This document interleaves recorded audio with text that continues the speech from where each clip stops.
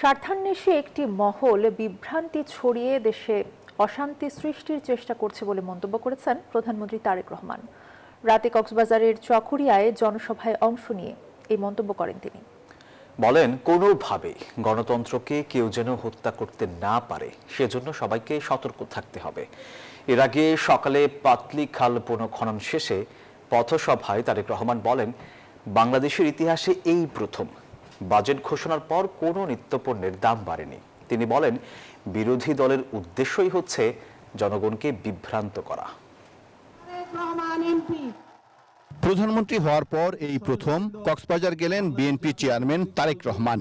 এর আগে 2001 সালে কক্সবাজারে তৃণমূল নেতাকর্মীদের নিয়ে সম্মেলন করেছিলেন তিনি। দিনভর ব্যস্ত কর্মসূচি শেষে রাতে চকরিয়া পৌর বাস টার্মিনাল মাঠে স্থানীয় বিএনপি আয়োজিত জনসভায় যোগ দেন প্রধানমন্ত্রী। প্রধানমন্ত্রী বলেন, বিএনপির কাজ দেশ ও দেশের মানুষের ভাগ্য পরিবর্তন করা। বাজেট বাস্তবায়নের মাধ্যমে কৃষক, নারী সহ সব শ্রেণী পেশার মানুষের কল্যাণ নিশ্চিত করা হবে। আমাদের লক্ষ্য হচ্ছে এই দেশের মানুষের ভাগ্যের পরিবর্তন করা, এবং সেজন্যই আমরা পরিকল্পনা গ্রহণ করেছি, পরিকল্পনা অনুযায়ী কাজ করছি। তারেক রহমান বলেন, দেশ যখন এগিয়ে চলছে তখন একটি মহল নানা ষড়যন্ত্র শুরু করেছে। কোনোভাবেই গণতন্ত্রকে কেউ যেন হত্যা করতে না পারে সেজন্য সবাইকে সতর্ক থাকার আহ্বান জানান তিনি। কোনোভাবেই যেন বাংলাদেশের মানুষের অর্থনৈতিক স্বাধীনতা যা ধীরে ধীরে শক্তিশালী হচ্ছে, সেই স্বাধীনতা কেউ যাতে ছিনিয়ে নিতে না পারে, আজকে আমাদেরকে সতর্ক থাকতে হবে।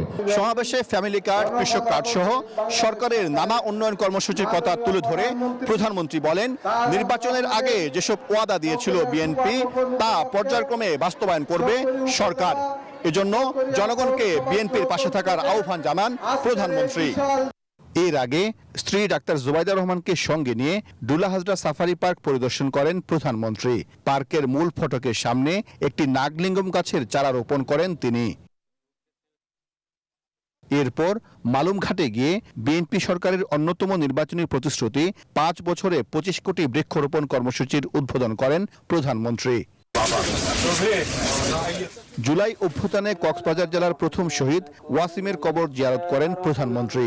এছাড়া নবগঠিত পেকুয়া পৌরসভা ও মাতামুহুরী উপজেলার ভিত্তিপ্রস্তর স্থাপন করেন তিনি। এর আগে সকালে কক্সবাজার সদরে পিএমখালী ইউনিয়নে পাতলি খাল পুনঃখনন কাজের উদ্বোধন করেন প্রধানমন্ত্রী। এ সময় তার সঙ্গে স্বরাষ্ট্র ও পানি সম্পদ মন্ত্রী সহ বিএনপির স্থানীয় নেতাকর্মীরা উপস্থিত ছিলেন। পাতলি খালের পাশেই পথসভায় যোগ দেন প্রধানমন্ত্রী। এ সময় সদ্য ঘোষিত বাজেট সহ সমসাময়িক রাজনীতির নানা ইস্যুতে কথা বলেন তিনি। চাল, ডাল, তেল, নুন সব প্রয়োজনীয় যে জিনিসগুলো আছে তার উপরে যে সকল ট্যাক্স ছিল, বর্তমান সরকার এই 2 দিন আগের বাজেটে 60টি পণ্যের উপর থেকে ট্যাক্স তুলে নিয়েছে। বিরোধী দলের সমালোচনা করে বলেন, তাদের একমাত্র লক্ষ্যই হলো মানুষকে বিভ্রান্ত করে দেশকে অস্থিতিশীল করা। প্রধানমন্ত্রী দৃঢ়তার সঙ্গে বলেন, যতদিন প্রাণ আছে দেশ ও মানুষের কল্যাণে কাজ করবেন তিনি। দেশের মালিক হচ্ছে বাংলাদেশের 20 কোটি জনগণ। সাইফুল ইসলাম, নিউজ 24, কক্সবাজার।